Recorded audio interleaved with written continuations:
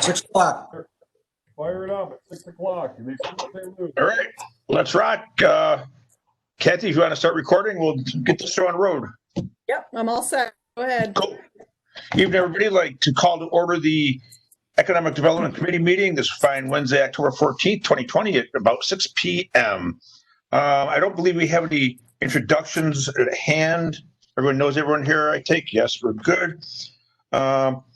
Looking for an approval of September 9th, 2020 Economic Development Meeting minutes by Legislator Bratt. I have a second by Legislator Robbins. On the question, all in favor? Aye. Aye. Opposed? Motion carried. We don't need to do a roll call vote since we're all on TV, right? You know what? I'll do one just in case we do. Okay, going forward, if you want to do a roll call vote, that's fine then. Do it quick. Okay. Legislator Andres, Legislator Collins, Here. Legislator Bratt, Aye. Legislator Gooch, Legislator Myers. I do see Legislator Myers participating. It looks like she does not have audio. Legislator Rosio, Here. Legislator Robbins, Here, or yes, also aye. all set, Vice Chairman. Okay, thank you very much. Moving right along, the first action item, Resolution ED 02120, fixing date and notice for the second public hearing for Empire Emergency Apparatus, Inc. Community Development Block Grant Fund. Ms. Kleisbeck, if you would like to go over that, I would appreciate it. Thank you, Mr. Chairman. The agenda item before the committee this evening is for the second public hearing for Empire Emergency. This is a pretty standard resolution. We applied for a grant to the New York State Office of Community Renewal.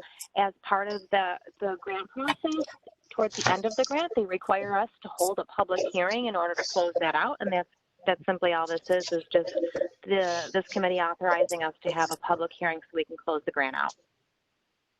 Okay, thank you very much, Andrea. Appreciate it. Motion by Legislator Grosio, second by Legislator, Legislator Myers, can you hear us or no? I think we can. Was that a yes? Okay, second by Legislator Myers. On the question. All in favor? Aye. Aye. Aye. Opposed? Myers is here. Okay, thank you. Okay, Kathy, do you still want to do a roll call vote for that or no? I think I saw a show of hands. Everybody was in agreement. Okay, just a second. All right. You could ask if there was just anybody opposing it. Okay. All right, thank you very much. And then the action item 5.0, authorization to apply for brownfield assessment grant funding, United States Environmental Protection Agency. Ms. Fisk, if you would care to address that, I would appreciate it. Great. Thank you, Mr. Chairman. Can you guys hear me? Yes. This is to continue our brownfields assessment program. So we get a national out right now, and so we're looking at applying for $300,000. There's no cost to the county, and it's similar to our other brownfield assessment grants, where it will be countywide. We are focusing on the opportunity zone areas per federal guidelines this year, and the grant will be on a reimbursement basis. Okay, thank you very much. I have a motion from Legislator Robbins, a second from Legislator Grosio. On the question, anyone have any questions? Okay, all in favor, show of hands. Aye. Aye. Opposed? Okay, motion carried. Thank you very much. Thank you. Okay, next up, we have old business. And do we have Rick Updegrove on the line anyplace? I guess not. We had action item 6.0 and 7.0. The first one was a commercial tax delinquent property update. And the 7.0 was Norlick, the Niagara Orleans Land Improvement Corporation. Since we don't have Rick on the line, Mike, do you have anything you'd like to add to that, or anything to add on, or Mike or Tom or anyone at all? Any new business on that, old business on that? I can say work just continues in that regard. Andrea, if you're on the line and you want to mention or give an update on Do you have anything on commercial tax delinquent property update? I know Amy's been helping out on that, and we've been working that through Norlick. Yeah, you know what? I don't think that there's been an update. There has not been any status change since the last economic development meeting. Okay.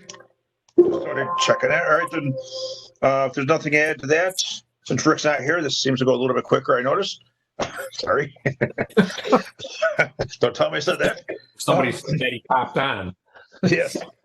Next, old business, the 2020 census outreach effort update. Mr. Cassell, if you'd like to say a few words on that. Yeah, and bear with me because I want, our economic development staff works in teams here.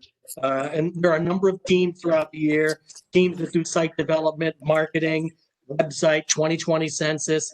This team, the 2020 census team, consisted of, along with myself, Kathy Sinor, my confidential assistant, and Ben Bedell. And as you all know, because we've reported on this before, we applied for and received a nearly $110,000 grant for Census 2020 Complete Count Outreach. The whole goal was making sure that we had as many people in this county of Niagara counted as possible. 75% of the grant had to be spent through an approved not-for-profit. So we selected the Neoga Library System to carry out our census outreach plan based on their past and present experience in census promotion. They've done an awful lot of that through the many years. Niagara County's 2020 census outreach plan was designed also in consultation not only with Neoga but with Trellis Marketing, who Neoga contracted with. Proceeds were used 56% to carry out a comprehensive marketing campaign, 18% to purchase some laptop computers that were placed in all 11 libraries across the county for use in filling out the census, 11% for census promotional efforts. And I'm sure a lot of you have seen them. They included things like billboards, social media pages, and media as well. We've completed our 2020 census outreach marketing campaign, and those activities included 2 direct mailings targeting nearly 15,000 addresses within designated hard-to-count census tracts in Niagara County, a total of 30,000 total mailers there. 16 billboards. I'm sure most of you have seen those billboards, mainly in those hard-to-count areas. You saw them in the cities of Niagara Falls, North Tonawanda, and Lockport. 268 30-second radio commercials on WLVL, WPLK, and WUFO. 145-minute Ask the Pro segment interview with myself and Amy Brombos from the Census Bureau. A 10-minute morning news interview on WLVL, again, myself and Amy Brombos from the Census Bureau. And this one will stick out to you. An estimated 6,060 30-second commercials and 172 10-second commercials over 50 cable TV networks on Spectrum, serving low to moderate income Niagara County households. So as you can see, there was a lot of marketing done, 2 email blasts using WGRZ's database, over 25,000 subscribers. And you know something, Niagara County can hang their hat on this because as of today, census self-response rates were nearly 67% for the entire United States. That's 67%. New York State was below that as of today, about 64%. Niagara County is the #1 upstate self-response county in all of New York, nearly 71% in self-response rate. We're trailing only Nassau, Putnam, and Rockland downstate. Rockland's just 1/10 of a point ahead of us after leading the state for most of the year. So we can hang our hat on that. And just a couple of other points. The town of Pendleton is #1 in New York State among all cities and towns, and number 276 in the entire country. And Niagara County is number 576 out of 3,215 counties, putting us in the top 18%. So I want to thank my staff. I want to thank Kathy and Ben. I think they've done a tremendous job working with the Neoga Library System in getting the word out there and making sure that Niagara County has as many people counted as humanly possible. It's very, very important. As you all know, we've mentioned before in the past, a lot of money, federal money, depends on the total count in the decennial census. So again, thanks Kathy and Ben for a job well done. And by the way, enumeration ends on Thursday.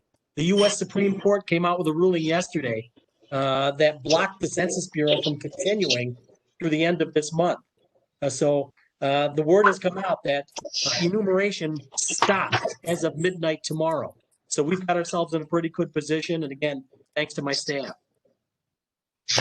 Thank you, Mike. We all know how important the census is, and people might not get it, but like you adequately explained, the federal monies that come in, they definitely rely on the census. And pretty sure I can speak for everyone that we truly appreciate your effort and your team at Kathy and the whole teams. We appreciate everyone's efforts there. So good job. We appreciate it. Thank you, Mr. Vice Chair. Okay, next up, is there any new business for the good of the committee? Nothing new. How's your son doing, Chris? Pitching well? Okay. Any correspondence? Okay, if there's nothing for the good of the committee, I'd like to have a motion from Legislator Robbins, a second from Legislator Grozio to adjourn this meeting. And all in favor? Opposed? Everyone stay safe out there. Have a good night, and hope your son does well, Chris. Thank you very much. Thank you. Bye. Bye now. you. Thanks, Kathy, for all the help. Hey, everyone. Welcome. Okay. See you next month. Yes.